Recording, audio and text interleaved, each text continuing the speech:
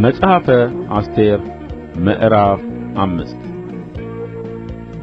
በሦስተኛውም ቀን አስቴር ልብሰ መንግሥትዋን ለብሳ በንጉሡ ቤት ትይዩ በንጉሡ ቤት በውስጠኛው ወለል ቆመች።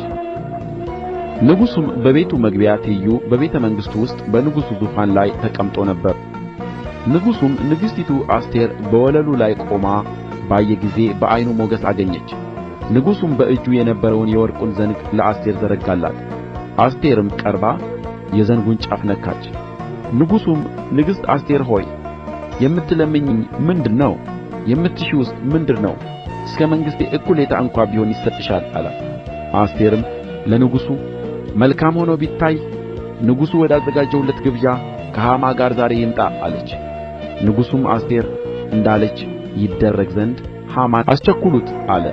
ንጉሡና ሐማ አስቴር ወዳዘጋጀችው ግብዣ መጡ። ንጉሡም በወይኑ ጠጅ ግብዣ ሳለ አስቴርን የምትሺው ምንድር ነው? ይሰጥሻል። ልመናሽስ ምንድር ነው? እስከ መንግሥቴ እኵሌታ እንኳ ቢሆን ይደረግልሻል አላት።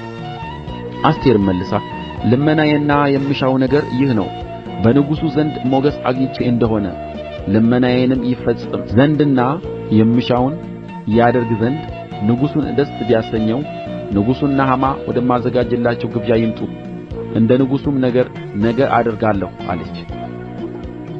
በዚያም ቀን ሐማ ደስ ብሎት በልቡም ተደስቶ ወጣ። ነገር ግን መርዶክዮስ በንጉሡ በር ያለ መነሣትና ያለ መናወጥ ተቀምጦ ባየ ጊዜ ሐማ በመርዶክዮስ ላይ እጅግ ተቈጣ።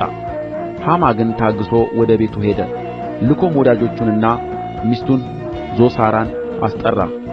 ሐማም የሀብቱን ክብርና የልጆቹን ብዛት ንጉሡም ያከበረበትን ክብር ሁሉ በንጉሡም አዛውንትና ባሪያዎች ላይ ከፍ ከፍ እንዳደረገው አጫወታቸው። ሐማም ንግሥቲቱ አስቴር ወዳዘጋጀችው ግብዣ ከእኔ በቀር ከንጉሡ ጋር ማንንም አልጠራችም። ደግሞ ነገ ከንጉሡ ጋር ወደ እርስዋ ተጠርቻለሁ። ነገር ግን አይሁዳዊው መርዶክዮስ በንጉሡ በር ተቀምጦ ካየሁ ይህ ሁሉ ለእኔ ምን አይጠቅምም አለ። ሚስቱም ዞሳራና ወዳጆቹ ሁሉ ቁመቱ 50 ክንድ የሆነ ግንድ ይደረግ፣ ነገ መርዶክዮስ ይሰቀልበት ዘንድ ለንጉሡ ተናገር፣ ደስም ብሎህ ከንጉሡ ጋር ወደ ግብዣው ግባ አሉት።